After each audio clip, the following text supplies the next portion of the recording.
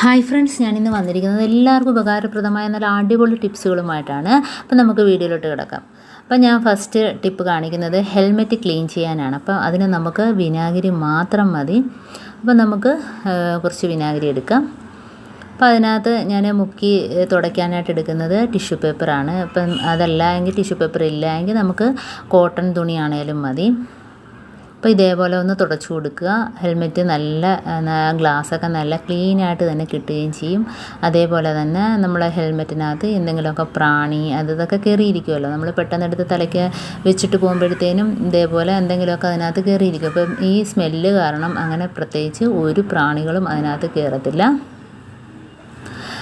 അപ്പം നല്ല ഒരു ക്ലീനിങ്ങും കൂടെയാണ്. ഗ്ലാസ്സൊക്കെ നല്ല രീതിയിൽ വെട്ടിത്തിളങ്ങുകയും ചെയ്യും.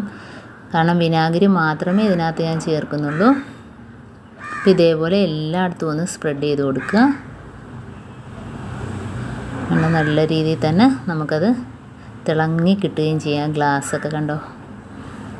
അപ്പോൾ അതിനകത്ത് ഒരു സാധനം കീറിയിരിക്കത്തുമില്ല.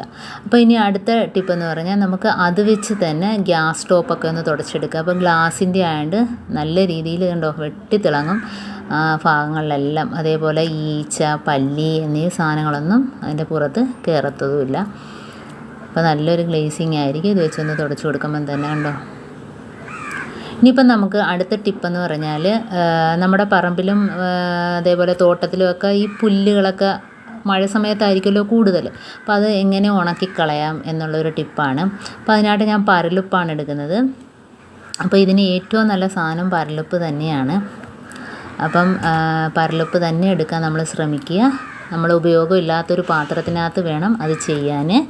അപ്പോൾ അതിനകത്ത് കുറച്ച് പരലുപ്പിട്ട് കൊടുത്തിട്ടുണ്ട്. പിന്നെ അതിനകത്ത് ഒഴിച്ചു കൊടുക്കുന്നത് വിനാഗിരിയാണ്. അപ്പോൾ അതിൻ്റെ അളവ് കൂടിയാലും പ്രശ്നമൊന്നുമില്ല.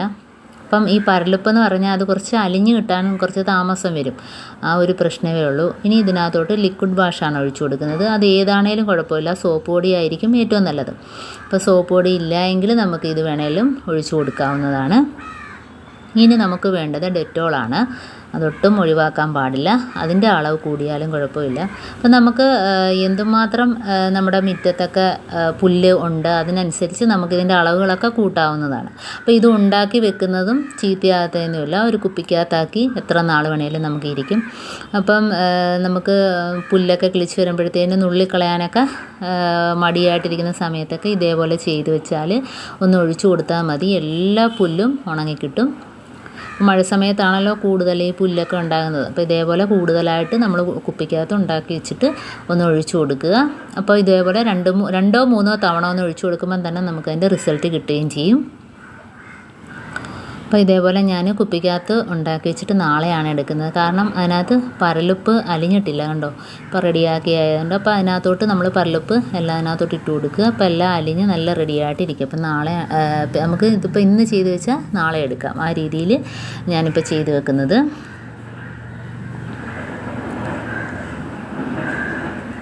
അപ്പം നമുക്ക് ഇതേപോലെ പിന്നെ എവിടെയൊക്കെ ഉണ്ട് പോച്ച് അവിടെയൊക്കെ നമുക്ക് ഇതൊന്ന് തളിച്ചു കൊടുത്താൽ മതി. അപ്പോൾ ഇത് പുല്ലൊക്കെ കയറി കിടന്ന് നമുക്ക് ഇഴജന്തുക്കളൊക്കെ കയറി കിടന്നാലൊന്നും അറിയത്തില്ല. അപ്പോൾ ഇതേപോലെയൊക്കെ നമ്മൾ ചെയ്ത് വെച്ചാൽ ഇതേപോലെ ഒന്ന് ഒഴിച്ചു കൊടുത്താൽ മതി.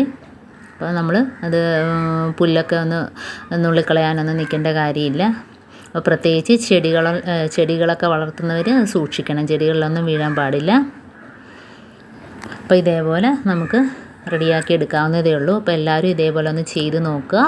അപ്പോൾ എൻ്റെ ഈ ടിപ്സുകളിൽ ഏതെങ്കിലും നിങ്ങൾക്ക് ഉപകാരപ്പെട്ടു എന്ന് കാണുകയാണെങ്കിൽ ഒന്ന് ലൈക്ക് ചെയ്യാനും കമൻറ്റ് ചെയ്യാനും സബ്സ്ക്രൈബ് ചെയ്യാനും മറക്കരുത്. കൂട്ടത്തിൽ ബെല്ലൈക്കൺ ഒന്ന് ക്ലിക്ക് ചെയ്താൽ മാത്രമേ എൻ്റെ വീഡിയോസ് ഓരോന്ന് നിങ്ങളുടെ മുമ്പിൽ എത്തുകയുള്ളൂ. Thanks for watching.